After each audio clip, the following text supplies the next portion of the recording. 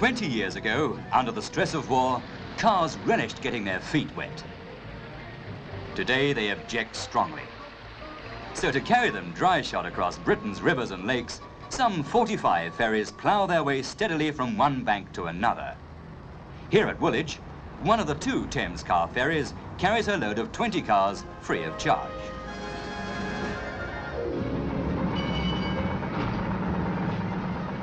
Out in the river, she passes her old comrade, who's been picking her way across this busy stream of river traffic for 40 years. There are no zebra crossings for car ferries.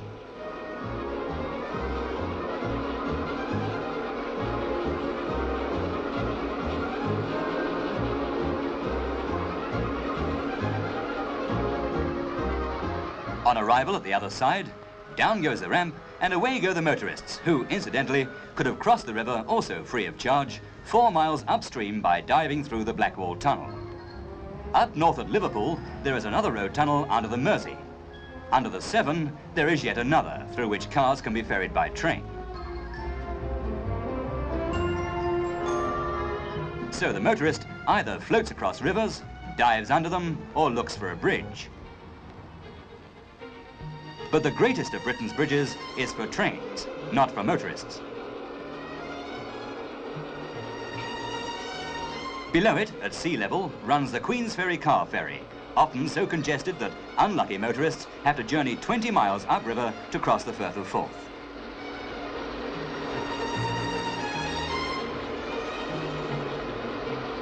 But a new Forth Bridge is taking shape. A treat in store for the motorist and redundancy for the ferry boat. In the Lake District, a picturesque little ferry pulls 10 cars a few hundred yards across Lake Windermere by cable.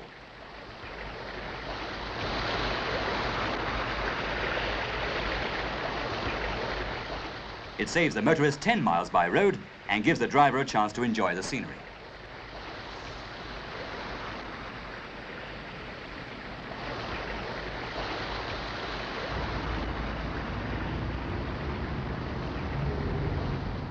But how can people reach these beauty spots without facing traffic jams, and yet add to their holiday comfort and subtract from their luggage problems by having with them the cars they know and like best?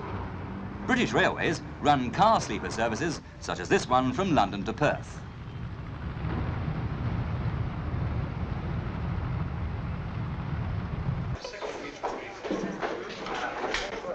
Having booked well in advance, at more than £20 return for you and your car, you arrive at Holloway Loading Bay. Passengers cost extra. So do pets.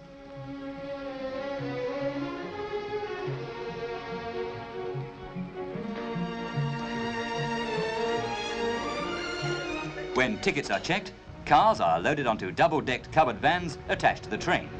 Each van carries 6 average-sized cars. The delicate parking is undertaken by loading attendants. No chance for the cartoonist here, with his evergreen dig at the wife driving through the garage door. The sleeper service, which carries more than 15,000 cars a year, also runs to the West Country and links up several towns with the cross-channel ferry service to the continent. Cars for the lower deck are dropped into position and secured. Ignition keys are carefully labelled and taken over by the attendants.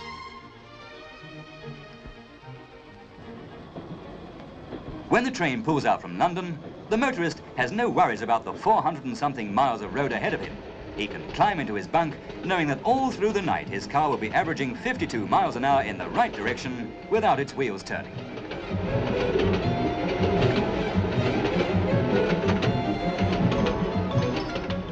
At dawn, as the train approaches Perth, he's fresher and in far better shape than he would have been after one of those drives which can take so much edge off the beginning or end of a holiday.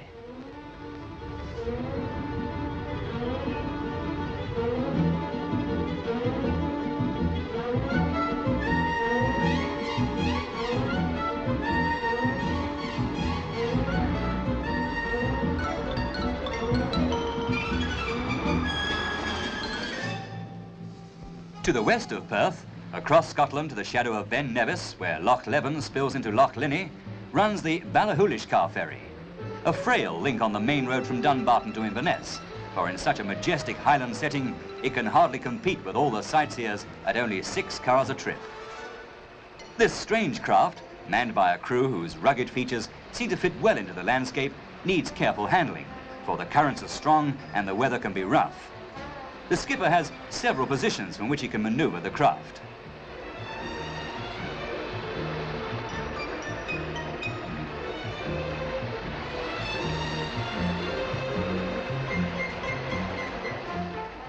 Another feature of this ferry is the swivelling ramp.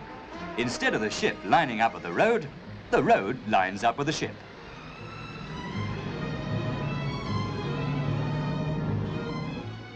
From 6-car space to 45 on the largest and longest car ferry within the British Isles. It runs from Fairlie, Ayrshire to the Isle of Arran, and it costs the motorist from £3 to £6 a time.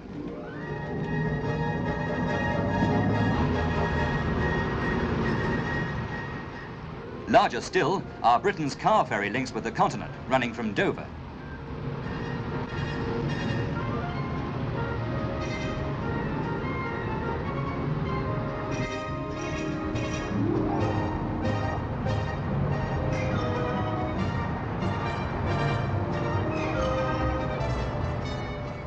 The biggest take 190 cars across in 1.5 hours. But one day, hovercraft ferries, which are already creeping onto the drawing board, may make the journey quicker with more cars.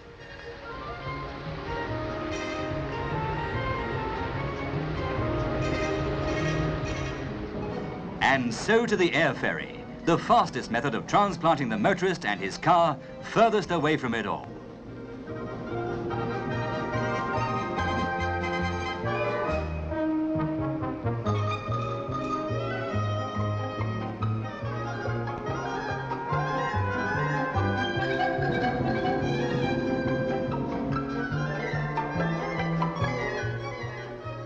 Having booked several months in advance, you drive to Southend, Lydd or Bournemouth according to where you want to go.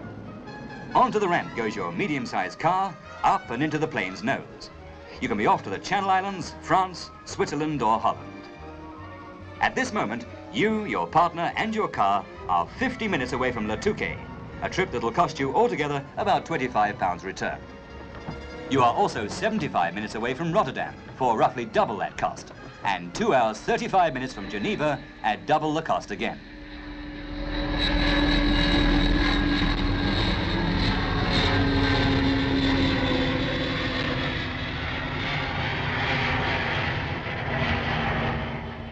Britain pioneered air ferry services in 1948, when planes carried 2 cars a trip from Lymm.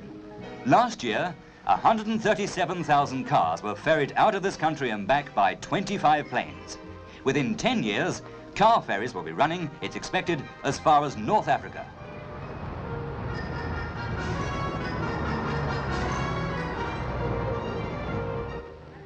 To the passengers, it's just another air trip. But to the motorist, his car has wings. Here, he is virtually driving from London to Switzerland in a morning, knowing he will arrive fresh and relaxed, with all the motorways of Europe opening before him.